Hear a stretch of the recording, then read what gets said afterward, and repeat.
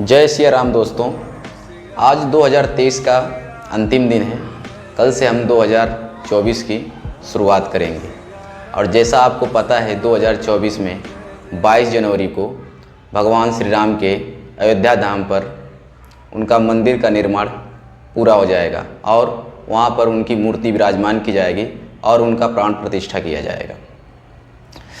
दोस्तों, आज मैं न्यूज़ देख रहा था और वहाँ पर एक खबर थी कि लोग भगवान के नाम पे चंदा बटोर रहे हैं, जो कि एक फर्जी वेबसाइट की तरह या एक स्लिप बनाकर उसमें पैसे लिए जा रहे हैं। तो मैं आपको एक कहानी बता रहा हूँ।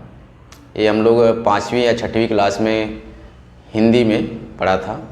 उस कहानी का नाम है हार की जीत और उसके कहानीकार हैं सुदर्शन जी। उस कहानी में दो पात्र हैं, एक खड़क सिंह और एक बाबा भारती। बाबा भारती के पास एक सुल्तान नाम का घोड़ा रहता है जो काफ़ी फुर्तीला और अच्छा रहता है। उसके जैसा घोड़ा उस पूरे कई मील की दूरी में नहीं रहते थे। बाबा भारती के पास वह घोड़ा बहुत दिनों से था। एक दिन बाबा भारती अपने आश्रम पे थे और वहाँ पर खड़क सिंह आता है और बाबा भारती के घोड़ों को देखता है और वह सोचता है कि साधु संत के पास ऐसा घोड़ा रह के क्या फ़ायदा, ऐसा घोड़ा तो हमारे पास होना चाहिए।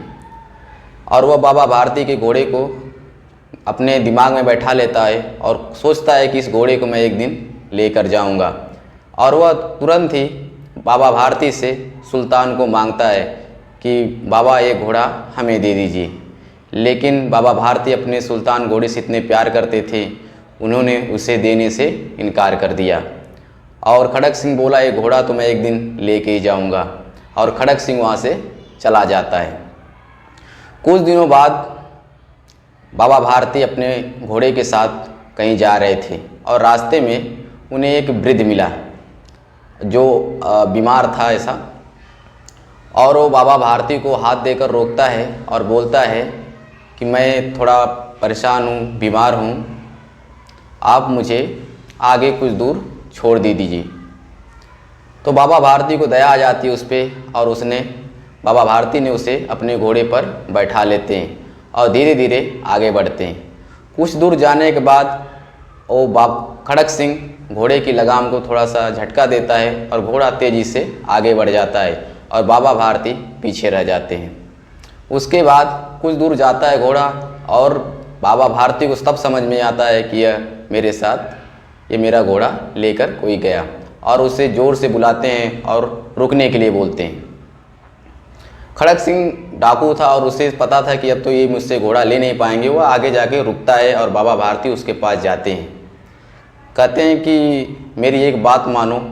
वो बोलता है कि आप कुछ भी कहिए लेकिन ये घोड़ा वापस मैं आपको नहीं देने वाला हूँ। बाबा भारती कहते हैं मुझे घोड़ा नहीं चाहिए, लेकिन जिस तरह तुमने इस घोड़े को चोरी किया या लेके जा रहे हो इसके बारे में किसी को पता नहीं होना चाहिए, इस वृत्तांत के बारे में किसी को मालूम नहीं चलना चाहिए। और खड़क सिंह इस बात को स्वीकार कर लेता है और चला जाता है। बाबा भारती अपने आश्रम पे चले जाते हैं। बाबा भारती सोए रहते और सुबह वह अस्तबल में फिर वह घोड़ा वापस आ जाता है जिसे खड़क सिंह वापस कर देता है।